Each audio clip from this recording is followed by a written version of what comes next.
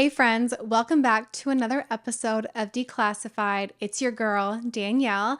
Before we dive into today's episode, I just want to take a moment and thank each and every one of you who have followed this podcast.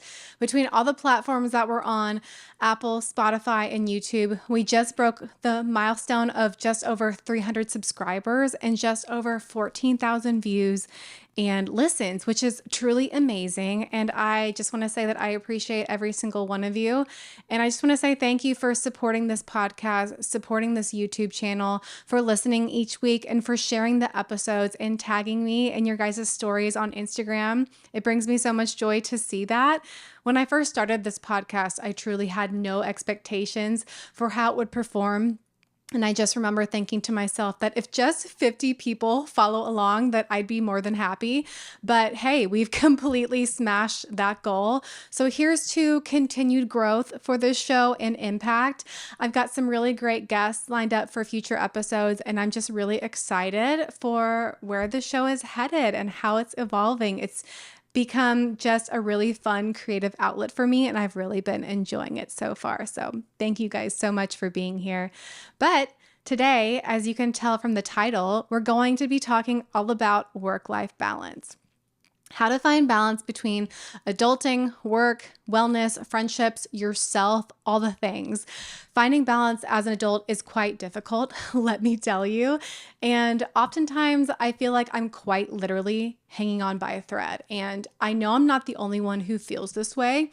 I get asked this question a lot whenever I do an Instagram poll, like sourcing for topic suggestions. This always comes up, the question of work-life balance. So I think it's an important topic and a relatable topic. And I think it's also a sign that we're all just striving to be better in all aspects of our lives. And lately, I've been really intentional about creating more balance in my own life now that my schedule is becoming busier. June is the busiest month of the year for me. And now that my schedule is starting to ramp up, I feel like now is just the most important time to have intentionality in how I'm showing up and managing my time. And personally speaking, when I don't have balance in my life, I just do not feel like my best self. But I think we need to be careful when we say, I want to achieve more work-life balance, because when we say this to ourselves, I don't have work-life balance, we're essentially telling our subconscious mind that our work and our life are in opposition with each other, that they don't work in tandem, and that they're two separate aspects of ourselves rather than two forces that work together. So in this episode, we're really going to unpack that. We're going to unpack the definition of work-life balance. By defining what balance truly means, we're going to be reframing our thinking surrounding this concept. And I'm going to introduce you guys to a new term to use because, like I always preach, mindset is everything, and how we think about certain things influences how we show up. And towards the end of the episode, I'm going to share some practical tips for you guys so you can end the episode feeling inspired and, not feeling drained and on the verge of burnout, because we don't want that. But first, let's look at what we actually mean when we're saying these things like, I need more work-life balance, I have no balance, or I wish I had balance between my work and my life. If you've ever said any of those things, let's look at what we really mean when we're talking about work-life balance. Essentially, when we aim for balance in our work and our life, it's where we want to be optimized in those two areas. We want to have optimization in our careers. So we want to be productive and efficient. We want to be top performing at our jobs and in the companies in which we work for, or if we work for ourselves. We just want to be the best that we can possibly be. But we also want to be optimized in our personal life. In other words, we want freedom for recreation, time with friends, time for relaxation, and for our relationships. And we just want to show up for the people in our lives the best we can. We want to be the best daughter, the best friend, the best wife, husband, mother, father, whatever your role is. But in my opinion, we're looking at this the wrong way. And I think we need to ask ourselves, is work-life balance real? Like, is it even achievable? Can we realistically divide our time equally between our work and our family? Is it even healthy for us to be chasing this ideal? The short answer is no. It's no. I believe balance is a term that we've been saying for a long time now.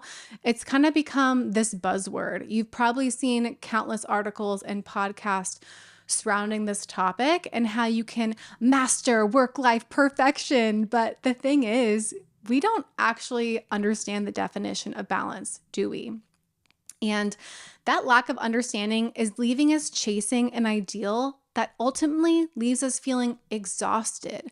Our pursuit of this incomplete belief actually creates more challenges in our life. It's almost like jumping into your car and dialing in a zip code into your GPS, but not putting in the exact street address. Inevitably, you're going to get lost following the wrong path. So let's break down the actual definition of balance. Balance is defined as the even distribution of weight, enabling someone or something to remain upright and steady. And I want us to focus on the words even distribution. That's where the challenge comes in because we try to evenly distribute our time, we try to evenly distribute our money, and we try to evenly distribute our energy.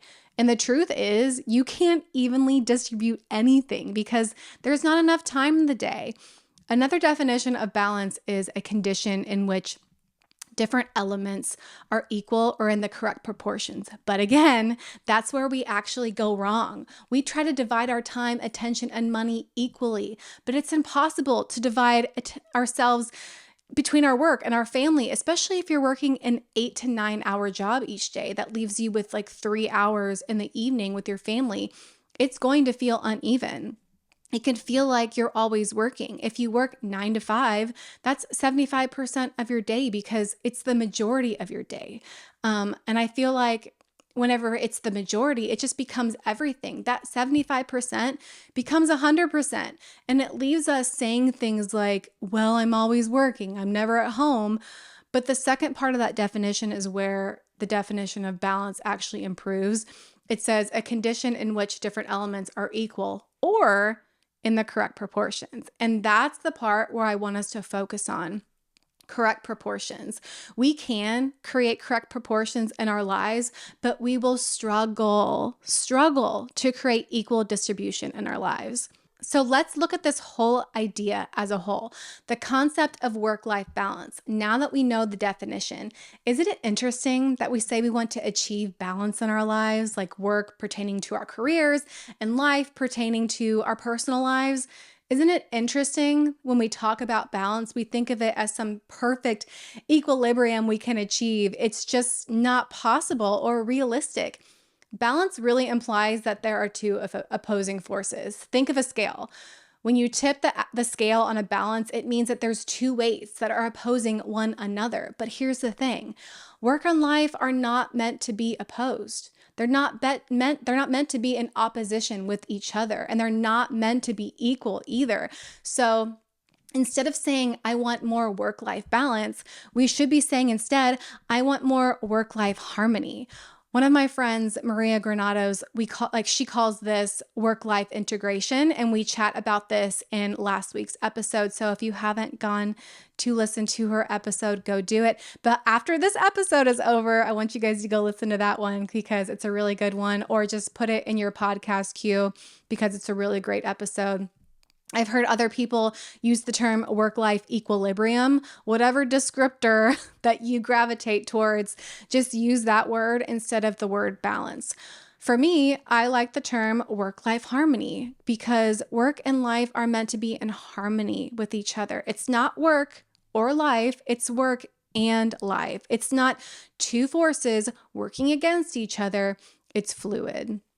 So I want you guys to be careful with what you're saying here because when we say things to ourselves like, I want to achieve work-life balance, or when we say to ourselves, I don't have work-life balance, I don't even have balance at all, we are setting unrealistic expectations for ourselves. We're basically telling our brain that we can either have one or the other, right? It's either we are fully optimized in our work and therefore our personal life suffers, or we're fully present in our relationships and thus we're not performing well in our careers. We're telling ourselves, well, it has to be one or the other and we can't have both. But we need to stop thinking in the terms of dividing our lives between our work and our life. Instead, what we can achieve is a harmonious relationship between the two. It's not a balancing act where work and life always have to be 50-50. It's not about wanting to distribute weight in one area and therefore no weight in the other. Instead, we should be aiming for work-life harmony. And that's the word that I want us to start using instead of balance. I want us to start using the word harmony, because in life, we have seasons. There's always seasons, just like the annual seasons of the year. Depending on where you live, we have winter, summer, spring, and fall. And in life, there are seasons as well. You may be in a season of life right now where you're working harder on your career. Maybe you just started a business or you're graduating from college. There are seasons in life where you have to dedicate more time to your professional life, and so harmony may look a bit different. Harmony may be you going to your set class times that you have no control over, then dedicating like 2 to 3 hours of studying each evening, and then you shut off at a certain time before bed so you can pour back into yourself. Or you tell yourself, I'm going to get all my studying done before 5 p.m. so I can spend time with my friends. Maybe you're a leader in your industry and you've been in your career for like 10 to 20 years. And so your season of focus in your career is different.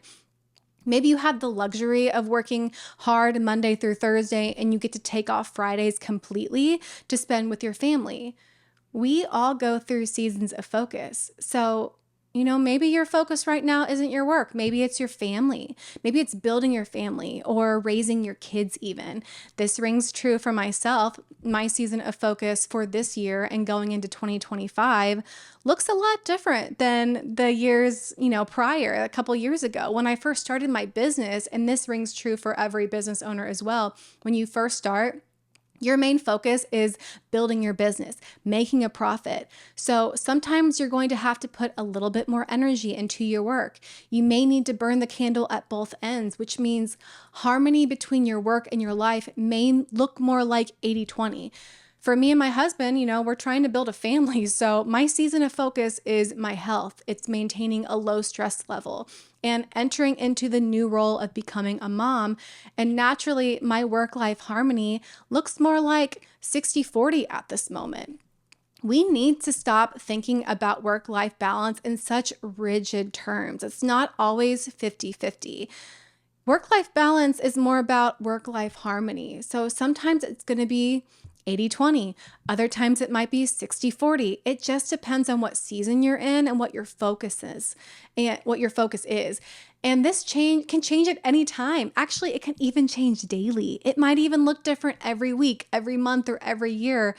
In fact, I would argue it probably will look different every year.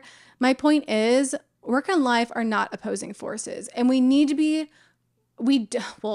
need to be forcing these things into balance. Instead, it's just knowing the season that you're in. If you're in a company right now where you're suddenly leading a top priority project, that's going to require some additional focus on your work. If you're about to have a baby, you're in the season of focus in your family, or maybe you're about to get married. The key is to have clarity on what season of life you're in right now. So ask yourself, where is the season of focus in my life? Is it on work? Is it on relationships? Is it on relaxation or family? Or is it my health? Knowing this will help you allocate your energy in your life. And this understanding will allow you to give yourself the permission to lean into whatever that is. So now that we know that, let's dive into some practical tips for achieving work-life harmony so we can show up as best as we can as a whole. And, knowing your season of focus doesn't mean just like diving 100% into that area. I'm not sitting here and saying if you've just started a business that you need to like suck it up and just grind away while neglecting other aspects of yourself, like getting together with your friends or taking some downtime. We still need to juggle other aspects of our lives each day. So how do we do this? Well, the first tip is knowing your priorities, because when you have a clear set of priorities, it's easier for you to say yes and no to things, and it helps you so you don't drop the ball on things that are important to you. Think of this. Imagine your day like a big, delicious pizza that's divided into slices. I love this visual because I love pizza. And each slice represents the different priorities of your day: work, physical exercise, social time, downtime, time with friends, spirituality. These are just a few examples. Your season of focus, if it's work, will likely be a bigger slice on that pizza. It might even be 50% of the pie.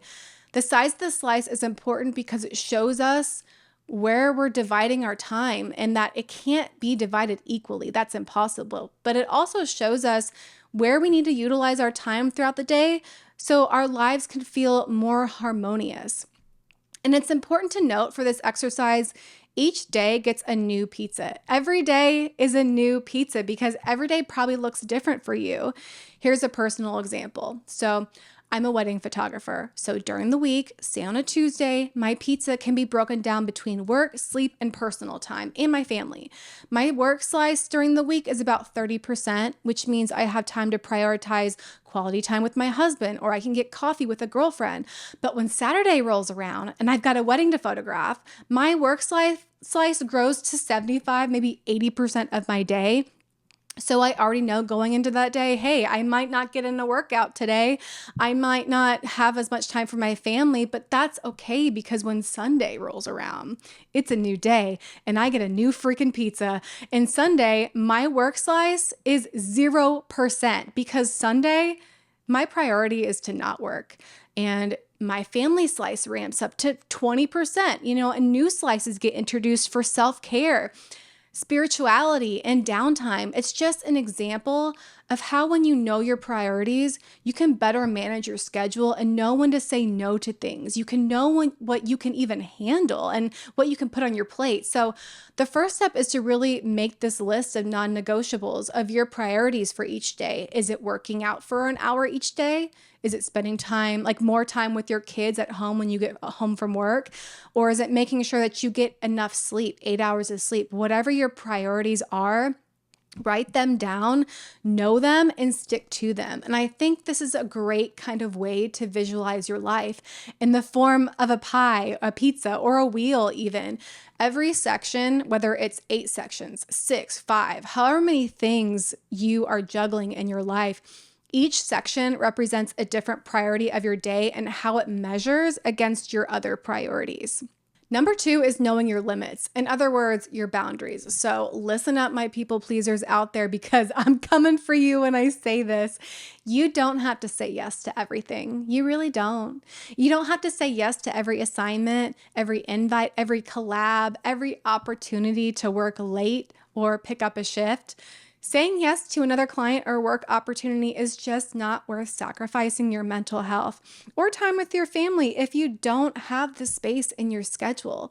For me, one of my priorities is family time, spending quality time with my husband. And so I know not to schedule work or meetings or phone calls during the week after like 5 or 6 p.m. I stick to normal business hours so my work doesn't bleed into my personal life. Yes, there will be times in life where you feel out of balance and your life is out of whack. Sometimes you may be editing or up working late till 10 p.m. and that's been me sometimes. And you may need to dedicate more time to your work if you have a strict deadline on the horizon.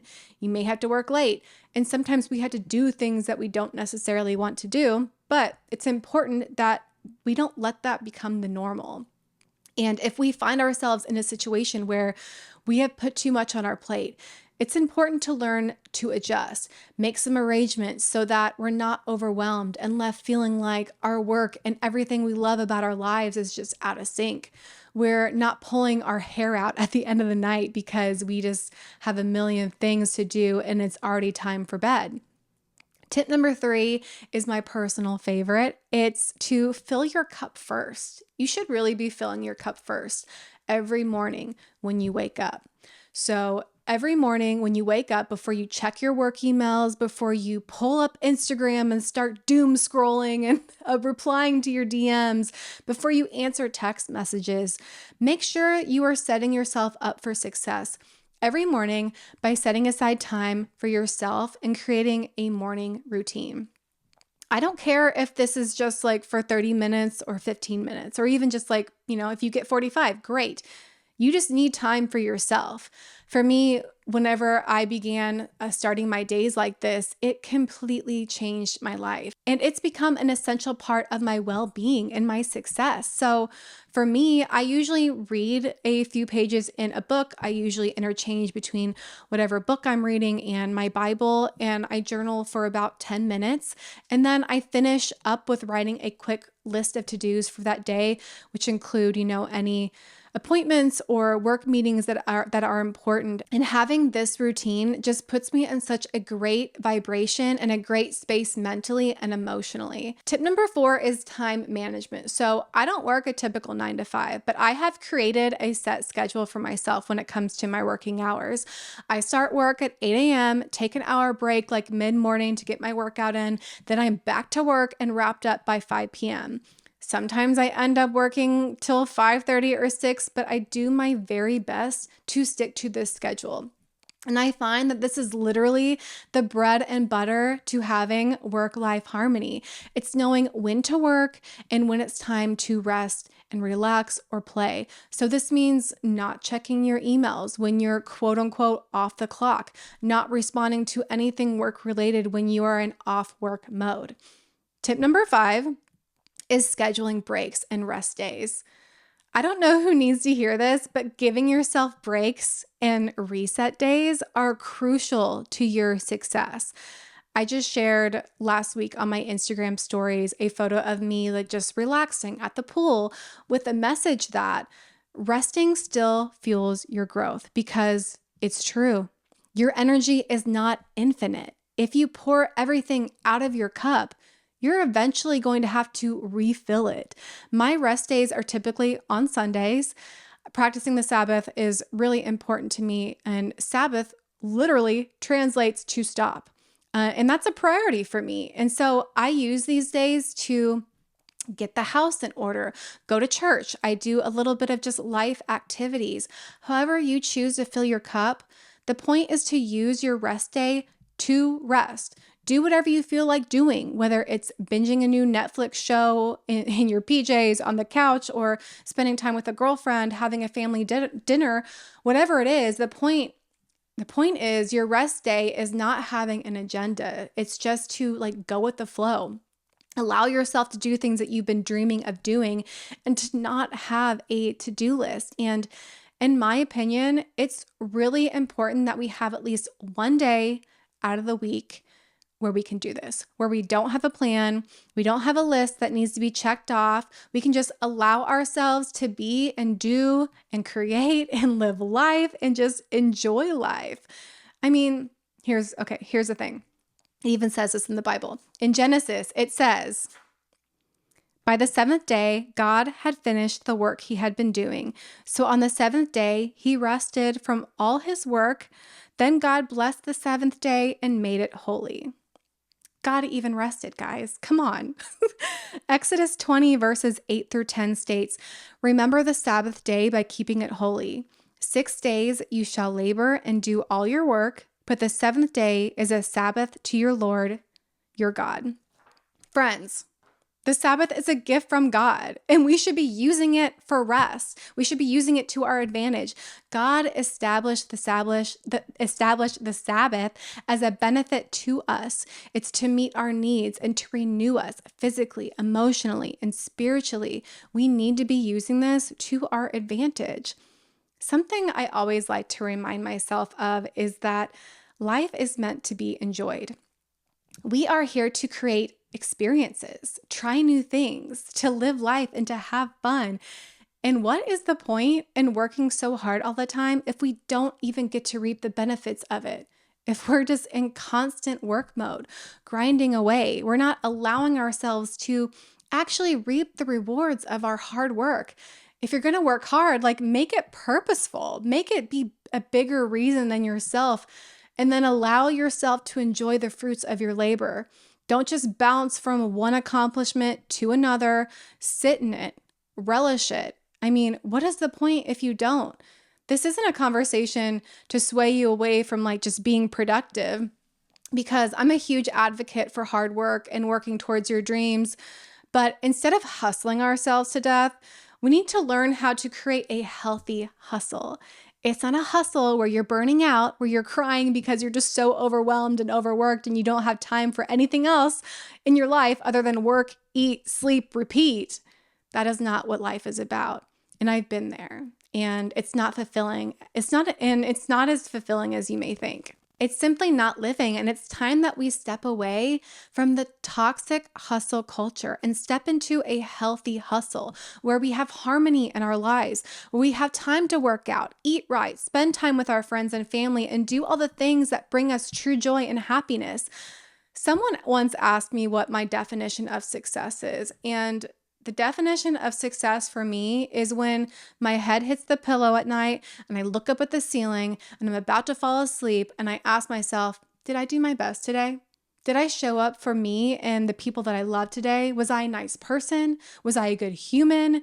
Did I move forward and squeeze the potential out of this day that God gave me? If the answer is yes, great. Then I am successful. Some days that success means finishing a project. Some days that success means resting. Some days that success means not even picking up my phone, literally unplugging. Another reason I think we tell ourselves that we need more work-life balance is because as a society, we're experiencing a collective burnout, which is a deeper feeling that needs to be addressed, really. If you're searching for work-life balance, you likely feel overworked, exhausted, and possibly on the verge of a breakdown.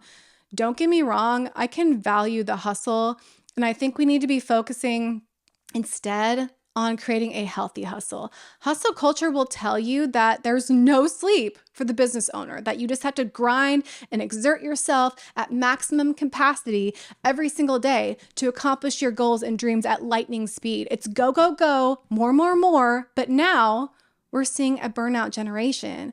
And I feel like so many people are on that treadmill. We've just had to juggle so many hats in our lives and wear so many roles under one roof. We work from home, we're living at home, we're dreaming from home, we're ideating from home, and we're hanging out at home. Where does one identity of ourselves start and where does it stop? But I think as a culture, we've just confused the difference between being content and being complacent, especially people who are overachievers. It's like we get so wrapped up in our output and what we do that the second that we're not creating or working, we feel worthless. And it's literally this identity crisis. And it kind of reminds me of Kim Kardashian. And don't get me wrong, because I fully respect Kim and everything that she's built. She's truly amazing. And I don't dispute the fact that she works hard. She's a businesswoman. She owns multiple companies and she's a reality TV star. She's a mom. She does everything pretty much. And the Kardashians, truly that show is like one of my favorite shows to watch. But it's no secret that Kim operates on autopilot and doesn't have an off switch, to the point where her own family is becoming concerned about her working too much. They're becoming concerned for her own well-being. She's even admitted to suffering from brain fog due to exhaustion and completely forgetting entire parts of her day. She was even quoted as giving, business advice to women by just telling them to get their fucking asses up and just work. Like, yikes. And I think the internet's response to her statement, just tells us everything we need to know, that, we are working. We are working really hard. The reality is millions of people in this world work very hard and still live paycheck to paycheck. But Kim's advice suggests that people aren't working hard enough, and that they should be making even greater sacrifices, like time with their friends or family or their own mental health, in order to do more. I mean, if you were to follow Kim's ideal, we'd all be running around like zombies and forgetting chunks of our day because we're so overworked and exhausted. I mean, is that even the goal? To work away our lives? The truth is, we are not sitting on our butts. We're basically lying on the floor, wondering if we have anything left to give. Recent studies show that working women suffer from burnout more than ever in these past like recent years, and far more than their male counterparts. The burnout gap between men and women more than doubled between 2020 and 2021. And this was likely due to COVID and the fact that a lot of people started to work from home. They worked remote. And so, you have all these roles that you're playing under one roof, like we talked about. So 42% of women reported being burnt out in 2021 and 35% of men. That's a huge percentage on both sides. Working harder and longer just isn't the answer. And I think we're beyond the point where we have to prove that we're working hard enough. Now is the time to start questioning the stories that you've been raised with. The stories that make you feel unproductive if you haven't checked off all the things on your to-do list today, and the stories that make you think there's something wrong with you if all your hard work hasn't landed you where you want to be. There isn't anything wrong with you. You're just playing a game that you can't win, and it's time to start playing a different game. One where your value is inherent, where it's not connected to your output, where you prioritize your well-being, and where you understand that the society we live in is not designed to support your health, but you can choose to create a different story for yourself. You can choose a different narrative. You can embrace the concept that rest, recovery, and reflection are essential parts of the progress towards a successful and ultimately a happy life. It's not that you have to work 24/7 to be considered accomplished or successful. You don't have to hustle and grind to the point of burnout to make your dreams come true. You don't have to suffer or have mental breakdowns every other week or every other day. Think about a car. Think about your car. If you were to drive your car consistently year after year and you don't ever get a tune-up, you don't get an oil change, you don't even maintain it or take care of it, eventually, what do you think is going to happen to that car? It's going to break down on you. It's going to eventually burn out on you. And it's the same thing when it comes to ourselves and allowing ourselves to rest. So I think we need to give ourselves a little bit more permission to be human and not to be perfect all the time, because this whole topic, the topic of, work-life balance, it's a big question that I find people asking about all the time. It's, how do you manage it all? How do you juggle your business and your marriage and your friends and everything all at once? And sometimes we can just feel like everyone else has it figured out but us, especially because of social media. We're seeing everybody's lives right now, and we're seeing everybody do all the things, but you don't really know what's going on behind closed doors. You don't really know the conversations that are being had. And there are people out there on the internet who will boast about having perfect work-life balance, how they've got it all figured out. And honestly, I call bullshit. At least for me, that's not my experience. And I think we need to give ourselves permission to not have it all figured out. And that's okay. And that we're all just out here doing the very best that we can. And, honestly, as long as you're showing up and doing the best you can and communicating with the people in your life, then you're doing just fine. Sometimes you're going to be up, sometimes you're going to be down, sometimes you're going to feel like you're freaking crushing it, and then sometimes you're just going to feel like you're absolutely failing. And I think that's just the reality of life. And for the people out there that are saying they've got it all figured out and it's totally perfect all the time, they are just creating a false sense of reality where people start to feel bad if they don't, like something is wrong with them. Part of life is figuring it out. It's giving yourself the permission to be a freaking human being and have the highs and have lows, and then learning as you go and just doing the very best that you can. So let's give ourselves a break. We don't have to be totally work-life balanced all the time. We don't have to be on it 100% in every aspect of our lives. In fact, as we discussed, you should know by now, that's impossible. I get it. I can be hard with myself as well, where I'm like, man, I want to be the perfect wife. I want to be the perfect daughter, the perfect friend, and I want to be the perfect photographer and have the perfect body. And I just want to make everybody happy and I want to make everybody love me. But I'm only one person. And so are you. And we only have 24 hours in the day, not even. We're not even awake for 24 hours. And so I think the key here is to just remove the word perfect and remove the word balance and remind ourselves that we're doing the best that we can. We need to remind ourselves that our work is an aspect of ourselves and a portion of our lives, and that work isn't an opposing force to our life, but rather it should be naturally integrated depending on the season of focus that we're in. Instead, we should be focusing on work-life harmony. We don't have to be Susie homemaker, boss babe entrepreneur, sex kitten in the bedroom, and the greatest mom of all time all at once. And this is where I want to end today. And I really hope some of these words and tips resonated with you. I hope that this episode helps somebody to feel like they don't have to do it all and be it all 24/7. And you don't have to work yourself to death to have a healthy life. In fact, it's actually the opposite. I would love to hear your thoughts on this hustle culture and how you're changing the narrative around it and how you're stepping away from it. I would love to know your own tips that help you find more harmony in your life. Thanks as always for listening, and I'll see you guys next week for another episode of Declassified. Until then, be blessed and make good decisions. Bye, guys.